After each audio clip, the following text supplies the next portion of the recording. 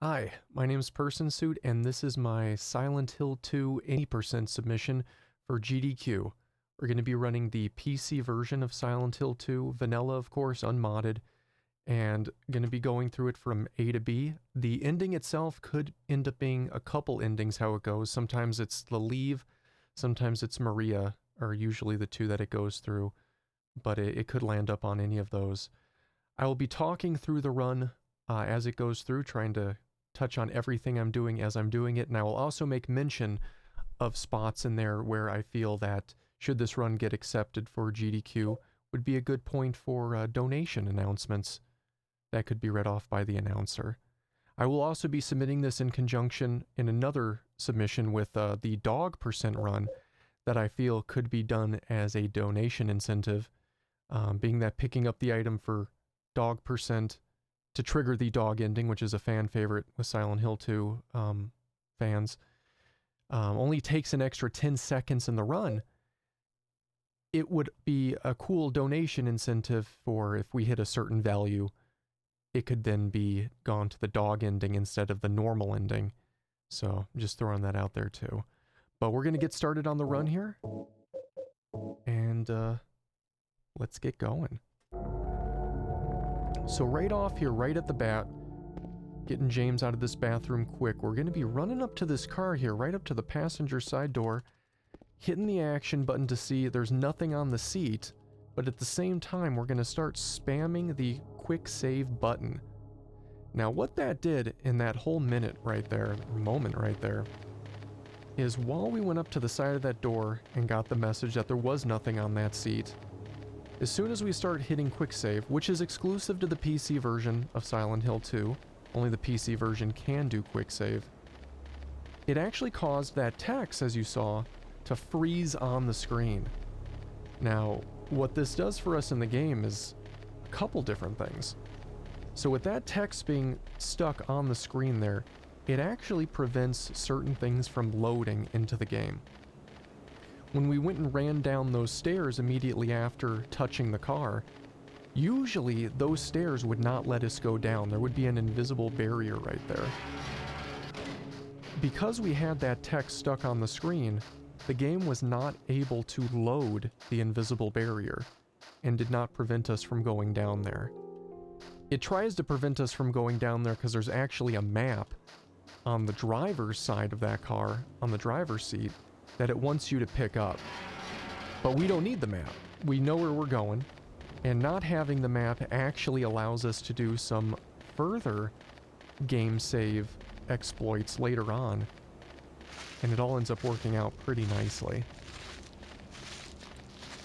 The game save in itself, you'll see game save on the screen throughout this run more times than it probably should be on the screen. We're gonna hit it obsessively throughout the entire run. And the reason that we do that, in addition to getting that text stuck on the screen in certain parts, is whenever James is outdoors, while you can't see a meter for it, he actually has a stamina level.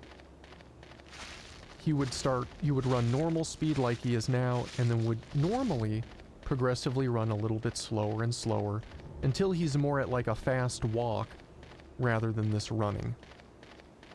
Now, every time we hit game save, it actually refills his stamina to the very top. And because of that, we can keep James running at his top momentum, saving quite a bit of time during any outdoor scenes. Whenever James is indoors, we don't actually have to worry about the quick save. I'll probably press it anyway just because I'm so used to spamming it outdoors. I end up pressing it all the time, just from force of habit. But indoors, he doesn't have to have his stamina refilled. He runs slightly slower than his outside run indoors and has no active stamina meter. Now you can see right now here, we have a new message here. When we tried to go back through that gate, the game actually prevents you from going back through the gate and brings up this message. There's no reason to go back. I'm going to look for Mary. Using the quick save again and spamming it as soon as that comes up, we now have that stuck on screen, and this is going to do something really cool here that saves a lot of time. So notice as we approach this intersection, the blood right there, in the street, and the payphone right there next to the building. With this text stuck on the screen at the moment, usually when we would approach the blood on the street there, it would show a cutscene that would actually lead us to the first monster, the first weapon, and the radio in the game. Now, all of these things we don't need. So using this exploit, we can actually just stop it from loading, much like that car just popped into reality. That barrier didn't load at all, skipping the monster, the radio, and the first weapon in the game. And I pointed out the payphone because that payphone is actually where that invisible barrier would have been. Now, skipping the first weapon in this game, which would have been a plank, kind of like a 2x4-ish piece of wood, actually can present a certain problem to the run. The problem that it presents is you actually need a melee weapon in this game in order to progress. There is a spot that you will see here about halfway through the run where we get stuck in the bottom of a well. And the only way to get out of that well is to break the side of the well with the plank, or with a melee weapon rather. But we didn't pick one up. So if we don't pick up another melee weapon, you can actually get soft locked in the game right there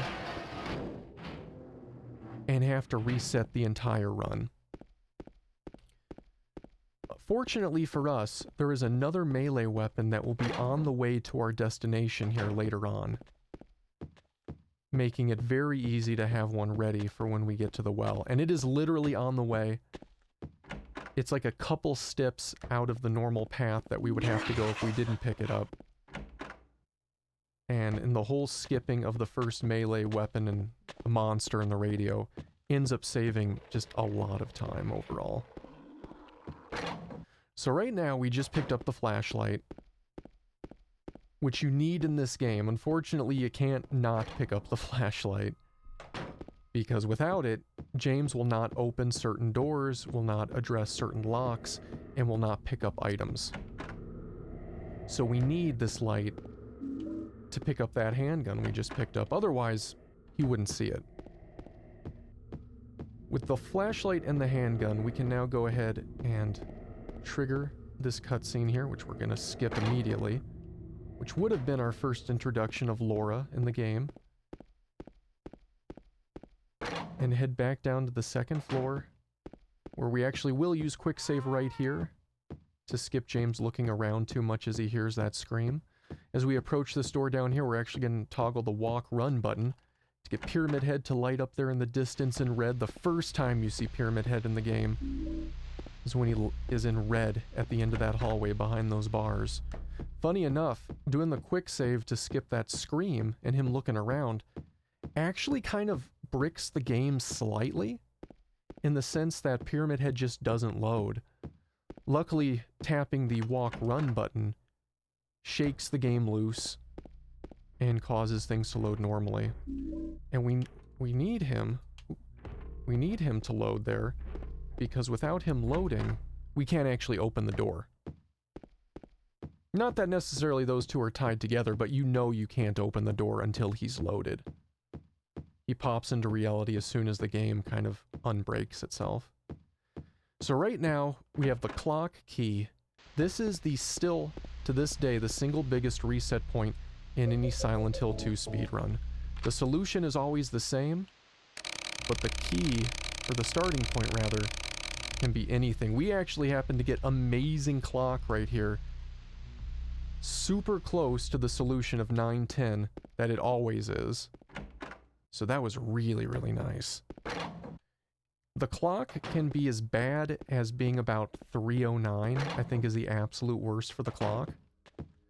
When the clock is that far away from the normal solution of 910, it can take upwards of 15 seconds to set the clock to 910. Which 15 seconds of time loss within like the first 7 minutes of the game is a point where you may just want to consider resetting, depending on how much time loss you're looking for at that moment in the runs.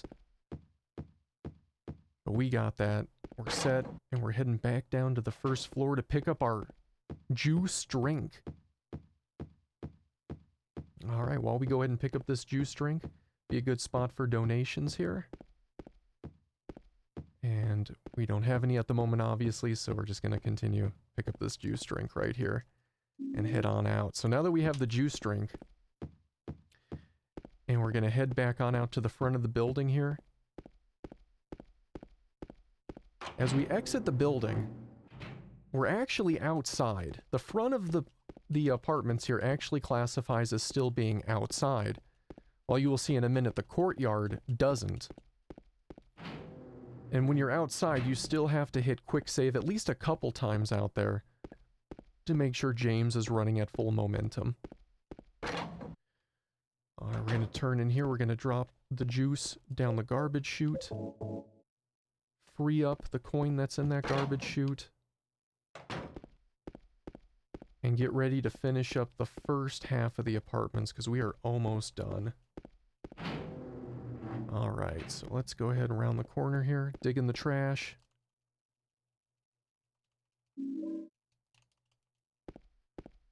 Got the coin, head back inside, and we're going to go out into the courtyard into the most amazing pool you have ever seen. This is such a pool party out here filled with all the monsters you've ever wanted. As soon as we hit the bottom of that pool, you'll notice James stood up really, really quick. That's because as soon as we hit the bottom of that pool and his fall animation starts, you can actually hit the change weapon button, and it will cause him to skip the rest of the fall animation. Now you gotta do it at kind of the right spot, because if you do it a little too soon, he'll actually recover, but still hit and cause him to fall. Oops, cause him to fall again. And you can get stuck into like a fall loop, where he'll just keep falling over and over again as you hit it. Causes really unnecessary time loss. It's kind of funny to watch though, to see him keep falling over and over again, but it's kind of ridiculous. At this point, we have completed everything we have to do in this side of the apartment. We have the 2 coins, we've talked to Eddie, we've seen everything, and we can head on over to side 2 to get the other coin and fight Pyramid Head for the first time in the game. Leave this apartment right here. Go right down to the inn. You don't even have to do anything on this second floor right away. You can just go straight down below here. And while we entered this place, that would have been a good spot. I would have also said to go over some donations as well. Alright, we're going to go ahead and enter in this Angela room right here, which is one of the most interesting, if not the most interesting characters in the game. I hate skipping that cutscene every time because it is really, really good. We're going to take that last coin we got, we're going to go over to the dresser here, and we're actually going to use the mouse to enter in these coins. This game is kind of a 3 input method game, meaning controller, keyboard, and mouse all at the same time. Well, maybe not at the same time, but like, for instance, right now, I'm using the mouse to set the coins, using the controller to go to the menu and navigate. Later in the game, we will use the keyboard to strafe around. When I used the weapon skip in the swimming pool, I used the keyboard to do that. So you're kind of using a variety of different things here to get the most optimized movement possible.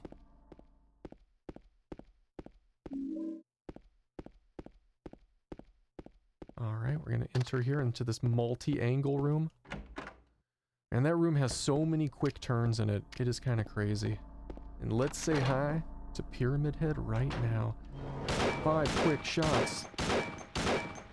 And he's done. He will slowly walk off. You gotta be careful right here. If you walk up on him too close before he's a certain length down the stairs, he will turn around and one-shot you. So it is good to keep a little bit of distance here. There we go. And we're set. So this would also be another good point here. to point out for donation incentives, things like that. We're just going to wait for the water to drain right here and go back down. Of course, at the same time here, you may notice on the right I do have my chat going, so I just want to say hi to everybody who's coming on in right now, watching the run. I'm not acknowledging chat terribly much right now. Just trying to get everything for the submissions, but I hope you guys are having a great day. And I'll get, of course, any missed alerts here after the run is over. Alright, right now we are back outside. We're completely done with the apartments. Oops. There we go. Skip the Laura cutscene there. Keep running towards the sign. And we're gonna meet the next big character in the runs. Well, not in the runs necessarily, in the game. And that's Maria. Maria's definitely, probably maybe the second most interesting character in this game. I think Angela's definitely the first. But Maria's super interesting just because it is like the, not necessarily the mirror image of his late wife, but it is definitely a doppelganger for sure. Alright, here we're gonna go straight up here and head right to the bowling alley at this point. But before we can hit the bowling alley, we're gonna pick up that weapon I talked about earlier. So, if you remember, I said we need a melee weapon for us to be able to get out of the well here in just a bit. So, as we run towards the bowling alley, which is literally just straight ahead if we kept running here, at the end of this wall, we're gonna slightly dip into this gas station, and there is a pipe just stuck in that car right there, and that's it. Bam. Melee weapon achieved. We are now safe when we get to the well. We don't have to worry about soft lock in there at all. And we will be good. Eddie and his pizza. Did you find the lady you're looking for? And that new What's her name? Dead by Daylight content is pretty great. I would like to see another edition where it's Eddie's Pizza and the pizza chasing Eddie. But that's just a random thought. Alright. Round in the corner here. We're going to keep it going. We're going to enter the alley and head into eventually the Silent Hill Brookhaven Hospital. Exit through here. Go to the end. And while we're running to the hospital, this is honestly not a bad time for some more donations too. But since I'm just using that as placeholders, I'll continue to talk this over. While we get there, we're going to cut through the nightclub here where Maria works. Well, supposedly, anyway. And keep running down towards the hospital. Now, in a moment here, we're actually going to see a quick cutscene that we'll skip of Laura going into the hospital, which is why we're going into the hospital at all. We're trying to follow Laura and get answers to what's going on here. Alright. Go in here, we gotta grab the first key of the box, the mysterious box.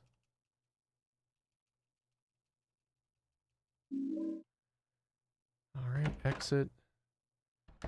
Exit the room. Around the corner. And now we gotta go upstairs to the second floor. We gotta get a couple items from upstairs. A shotgun that'll be waiting for us. And a needle, which James will stab himself with first before he picks it up. Out of this teddy bear. That was a decent pickup.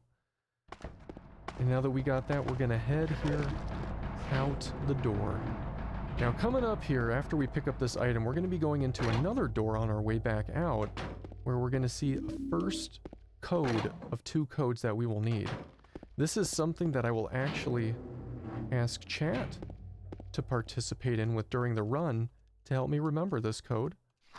2795? 2795?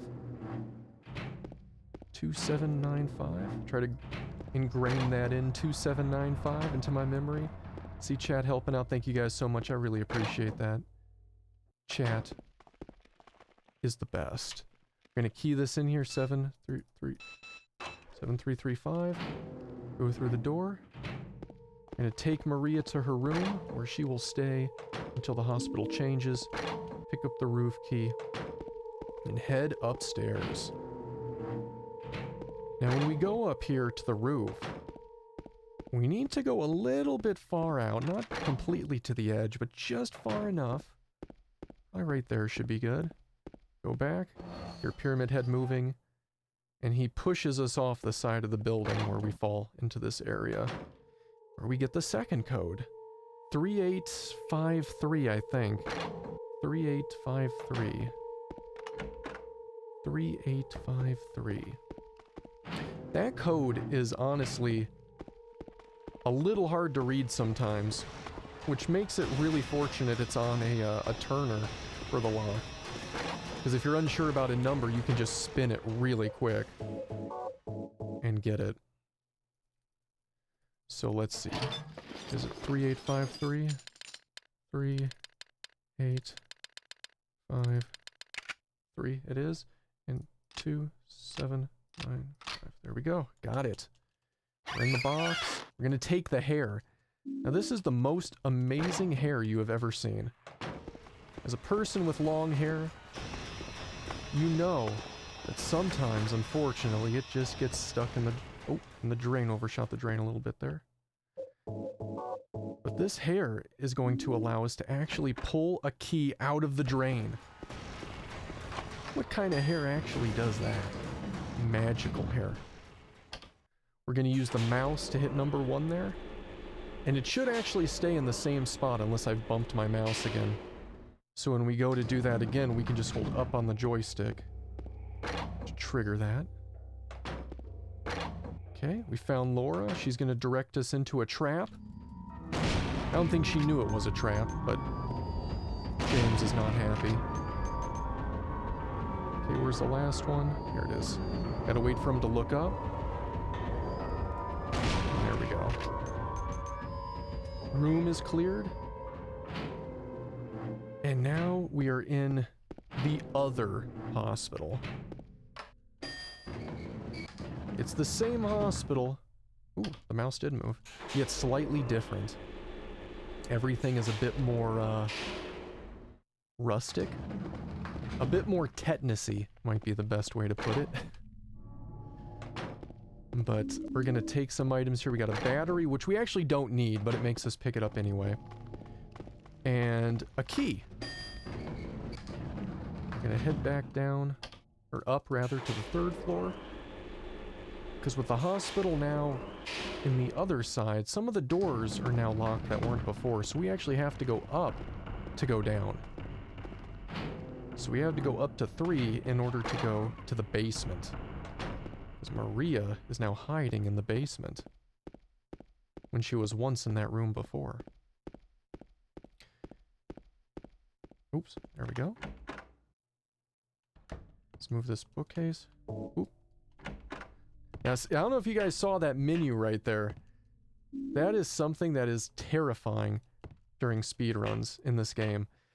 Certain movements you do to get really fast actions on stuff like such as moving that bookcase out of the way. Actually, if you do it just a little too quick, can cause you to open up the menu and go immediately to the selection to exit out of the game.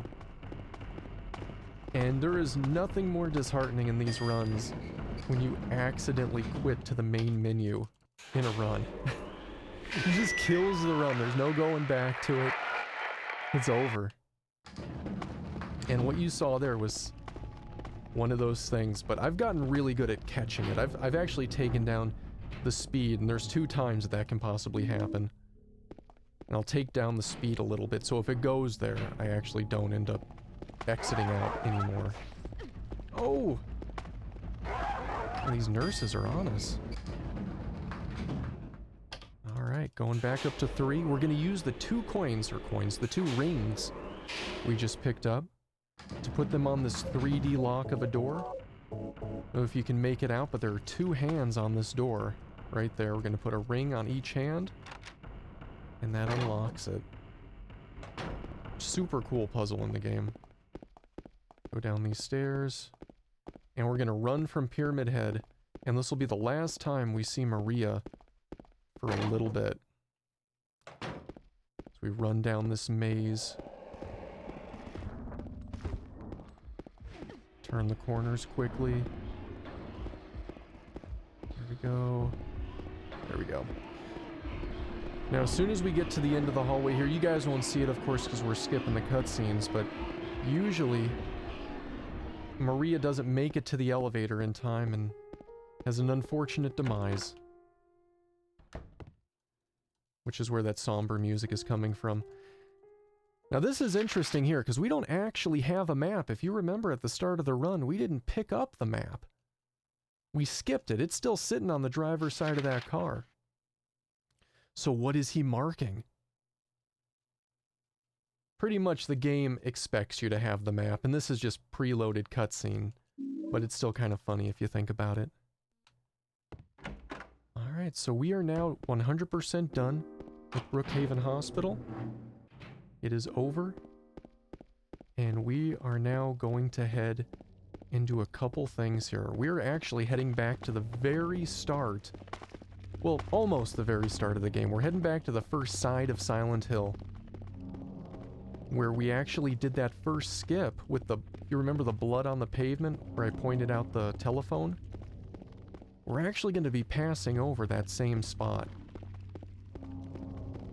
And what's going to be really interesting actually about passing over that same spot is the game is still holding on to the fact that we didn't watch that cutscene. So we are going to have to do another text storage, another stuck text on screen, in order to get past that. Because if we don't, the game will actually try to force us to watch the cutscene, and it ends up bricking the game. Because it's now night. A lot of stuff has changed. The cutscene is completely invalid. The area it's trying to get you to go to is actually completely blocked off, and you can't get to it. But it will still try to load the cutscene, and funny enough, it tries to load it at night, so now you're seeing the beginning of that cutscene, but at night. So when we exit this gate, I'm gonna turn off my flashlight, try to read the map, but he can't. We don't have the map anyway. But him trying, he will still attempt to read the map he doesn't have, and realize it's too dark because his flashlight is off, which gives us the message it's too dark to read the map. Spamming quick save at that same time now gets that to stick on the screen. We have portable text storage. We can do this at any point as long as we turn our flashlight off. And with that flashlight off, we can now round the corner up here, which would force us into the cutscene if I didn't have that up there. Turn the flashlight back on now. We're gonna go in front of this house, pick up that wrench, turn our light back off, get the text stuck back up there because we gotta go back over it again, and leave the area. And there. Now usually, or actually, you can stop doing the text storage about now. You're past the little area, the box that it triggers the cutscene, so you don't have to do it. It's kind of preferred to continue to do the quick save at this point, solely because one of the other things it doesn't load is the monsters. Any monsters that you have not seen yet in the game, that haven't loaded in yet, will not load in while this text storage is up. This actually allows us to keep running straight here without having to worry about running into any monsters or deviating our path. We can keep the straightest line possible to the door. Let that go right there, turn on our flashlight again. And we'll go into the door.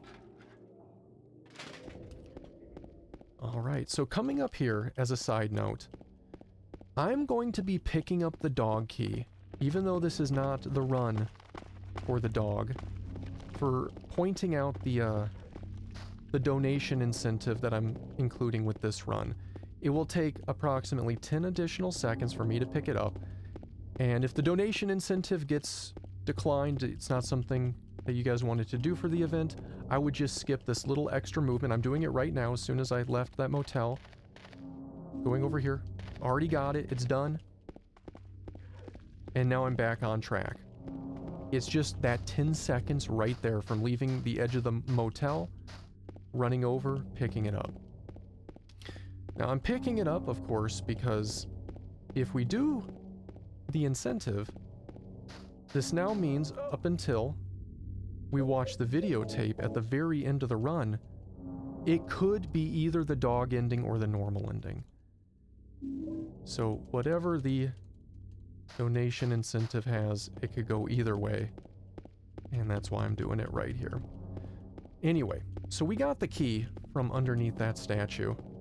You may have noticed when the camera came up, we were already running to the side after that statue, and that's because as the cutscene fades out, you can start spamming quick save to get him to move early and get a little bit of time save there. So right here, going to the Historical Society is a solid minute of running at night down this street. This would be a perfect opportunity for more donations. Since, of course, this is a submission, we don't have donations, I'm going to take this opportunity to thank my chat and everybody for watching the submission run, and bearing with me here for any alerts that may have gone off and not been acknowledged just yet. I appreciate it, and we will definitely get to everything here after the run, but I hope you guys are having an amazing day and enjoying the submission. Alright, so going down here through the street, we're getting closer to the Historical Society. It is literally a minute of running. It's at least 60 seconds of solid running from there till we hit the door. We're gonna go ahead, hit the door right now.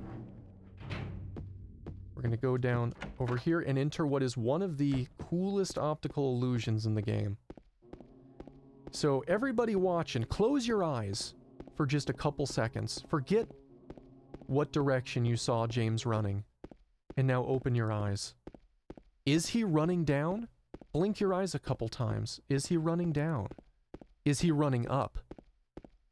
Is he just walking straight across?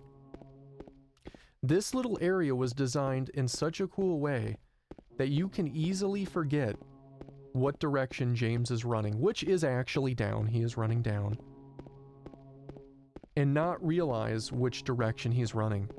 Additionally, this whole hallway here actually exists in the map. Like, this is not something repeating over and over and over again. This is actually just a literal long hallway that they put into the game. Which is pretty cool.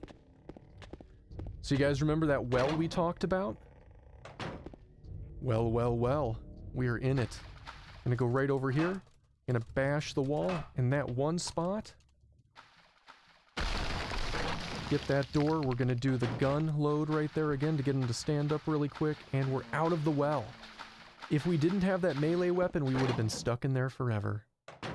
Alright, so now we're gonna do a quick save glitch here. We're gonna pick that up. We're gonna quick save as he stands up, and then immediately quick load.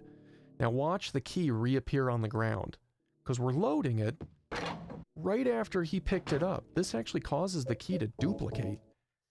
It is still in that room, and it's in our inventory at the same exact time. The reason that we do that is because in that room, if you pick up the key, your flashlight turns off and the battery dies. With the battery being dead, you have to replace the battery with the one we picked up in the hospital. And that takes time. Additionally, after you've put the battery in, the room is now covered in bugs which can potentially damage you, and there is a code on the door to get back out. It's a keypad. It's pretty easy to get the code because it actually kind of highlights the keys you need to press, but it's still one of 3 keys, a 3-digit code, and you don't know what order they're in. So between the battery, the possible damage, and that code is all gonna sink up a bit of time. But with that little game save, quick load, get to skip all of that. So now we have 3 plates here that we took in the prison area. We're gonna run over here and place them in all at the same exact time. Get them to put those in there pretty quick. And as we put the last one in here, we're going to start quick saving again while holding back on the joystick. Which gets them to run backwards already. Get a little bit closer to that door right after the cutscene. We now just picked up a horseshoe. Earlier we picked up some wax, and in a moment we're going to pick up a lighter to make what is undoubtedly the worst handle for anything ever created. You'll see what I mean in a moment. Gonna run in here, we're gonna pick up the lighter. We're gonna exit out here, and we're gonna make this handle. Big steel plate there on the ground. We're gonna melt the wax into the indent, put the horseshoe in it, and now it's a handle to open something that would never be able to support that weight, I'm sure. But whatever. It works. Alright, come to this door. We're going to quick save a couple times as we go to it, just to get it to load a little quicker. Enter this elevator, and we're done with the prison. As this elevator takes about 30 seconds to go down, this is another really good spot for donations, as I just heal and reload. Let me reload everything here. We're good. I'm going to take a quick sip of my Gatorade.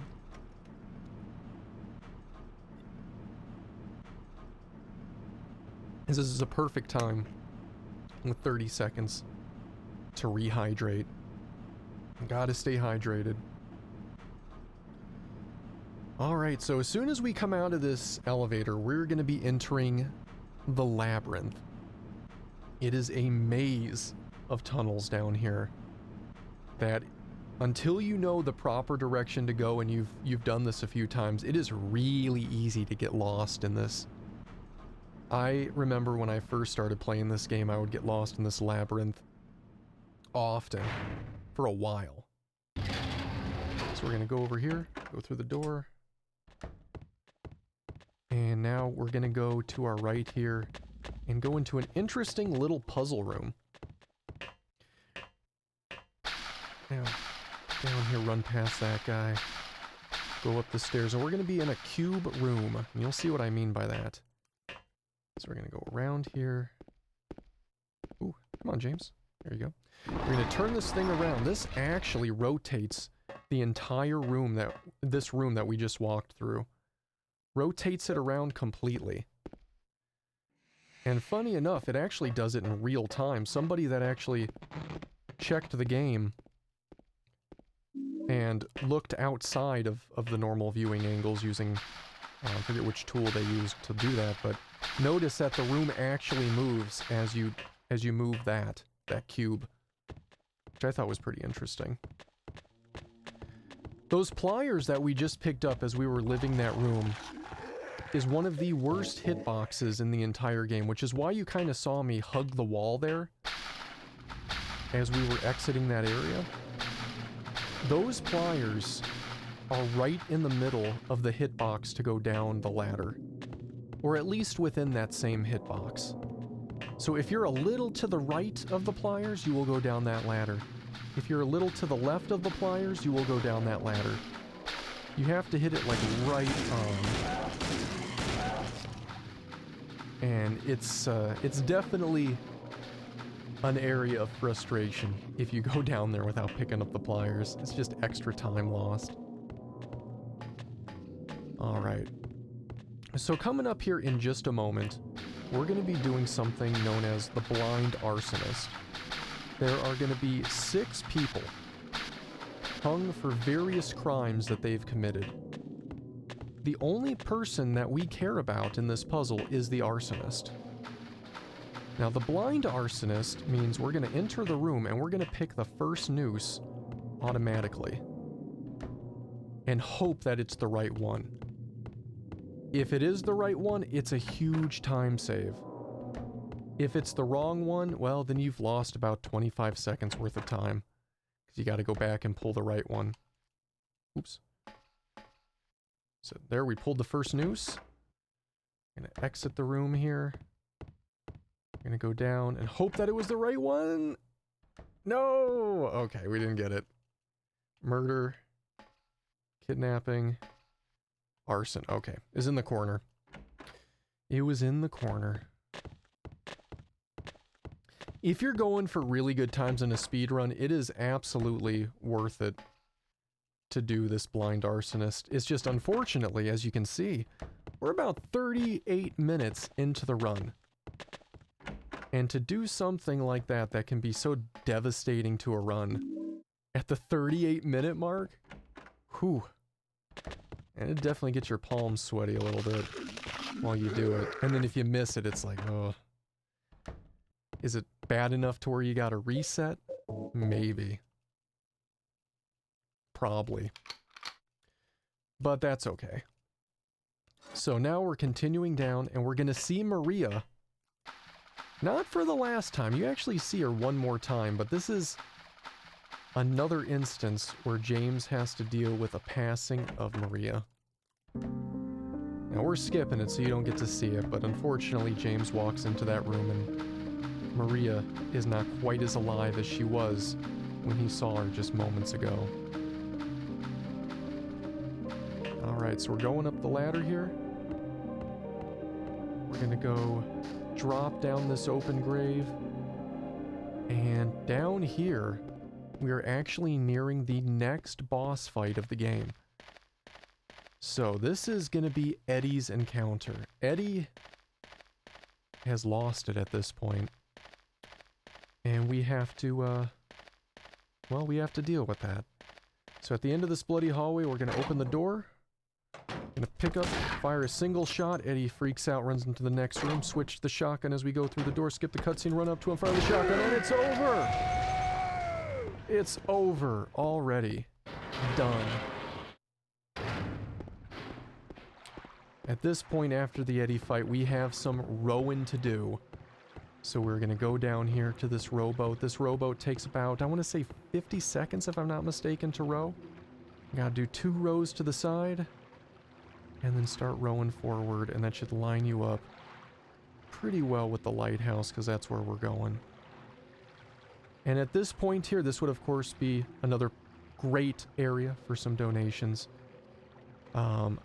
Instead of donations, I'm going to take another moment here just to thank everybody watching in the chat today as we're going through this run, and thank anybody who's come in and followed or any alerts that I've missed. I do appreciate it, and I will get to all of them as soon as the run is over.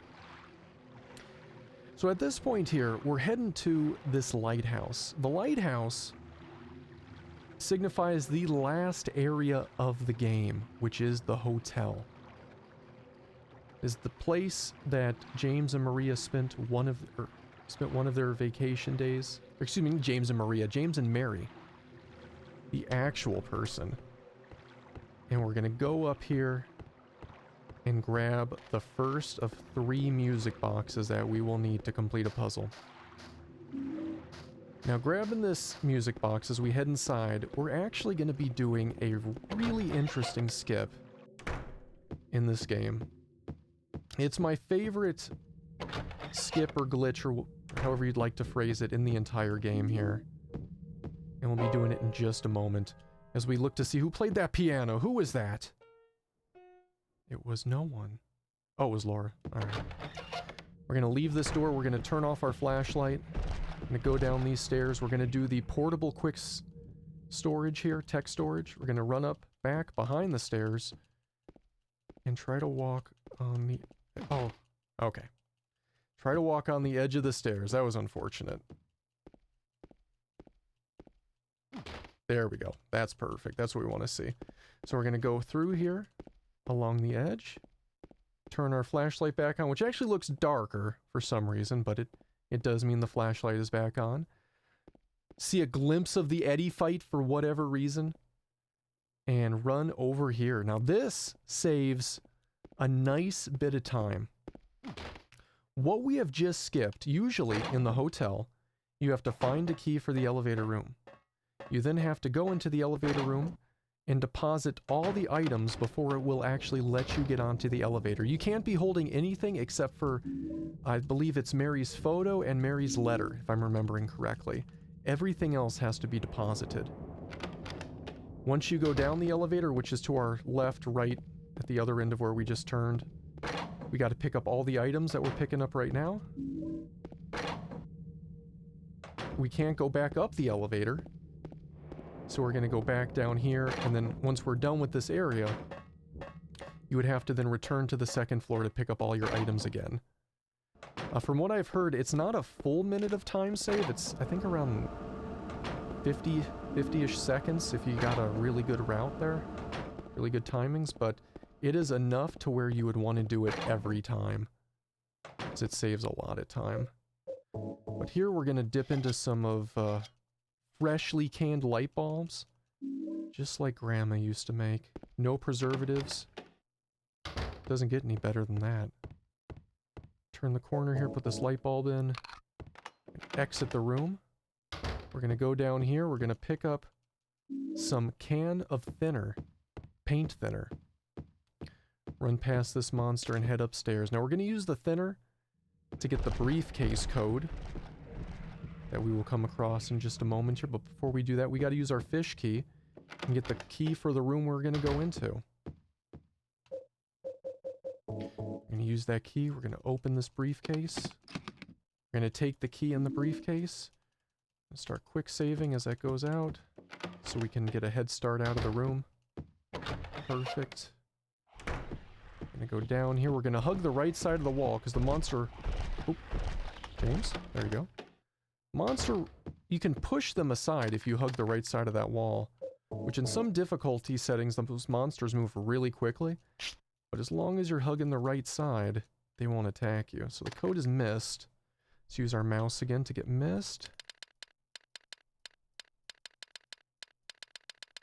There we go, we got missed. Gonna grab the last of the 3 music boxes and head back downstairs. Notice that monster has now disappeared. Alright, let's head downstairs. Go down here, we're gonna throw these music boxes on. Cinderella first, we're not gonna listen to any of them until we put the last one on. And then after we put the last one on, we'll play. Do a quick save to run over here to this door. Get a head start. Key. Leave. Make sure we pick up the key that opened up with the music box. And now we run upstairs. Now this point here, I want to notate, this would be the donation incentive endpoint. Because after we put the videotape in, like, you have to either decide whether you're doing the dog ending or not the dog ending. Oops. Get right in front of the VCR. There we go. As we leave this room, if I would turn right, it's the dog ending and it would trigger immediately as soon as I open the door. But we skipped it and we're going here to the normal ending. Alright, we're gonna go through the door.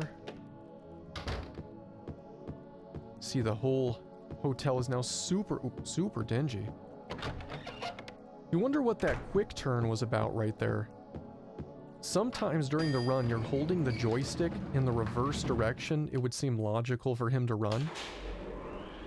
And the game kind of knows that.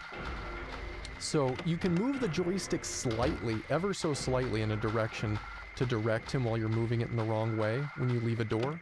But if you move it too far, like I did in that moment, it actually causes him to resituate himself and run in the proper direction. And you'll see him do like little turns like that. Alright, so we're going upstairs here. We're going to be doing the pyramid head fight. So we round these corners.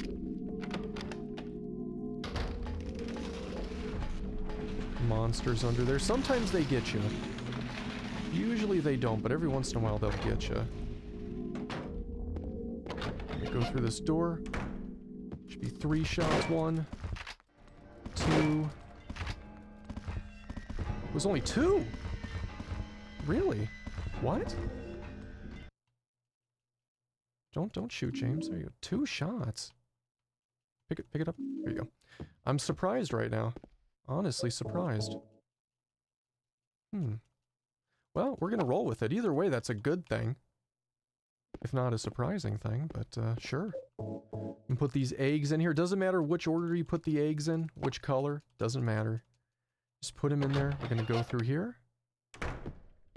We're going to run to the door. Before we go through there, we're actually going to go into the options. We got to change our direction style to rotation. And there's a reason we do that. When we go up the stairs here in the very last section of this area, if you just normally try to run up the stairs, he keeps stopping as he runs up. He runs very, very slowly up these stairs. Mary, But if you strafe up the stairs, there is no impact to his speed. So we're going to be strafing up the stairs. As we enter the home stretch of this game.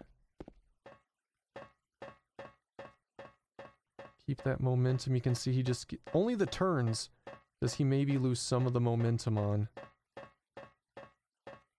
But running up there, it's just smooth. Otherwise, he would just be stop-starting the entire way up. Oop. Come on, James. There you go. Alright. It's 2 to 3 shots. If we don't get mouthed. There we go. And that's it. That's the run. It's over. We got the ending, the normal ending. The one of 4 normal endings. And we can see here our time was 42:21 in-game with a total of 1,447 quick saves. But that's going to be it for the submission run. I'll probably be adding a submission time of a total of 45 minutes for the entire run, just as a barrier. Just in case we get horrible clock. We got really good clock in this one. But just to be safe. But yeah, that was everything there. I hope you guys enjoyed the run. I look forward to the event either way, and I really appreciate your time and consideration for GDQ. Thank you very much.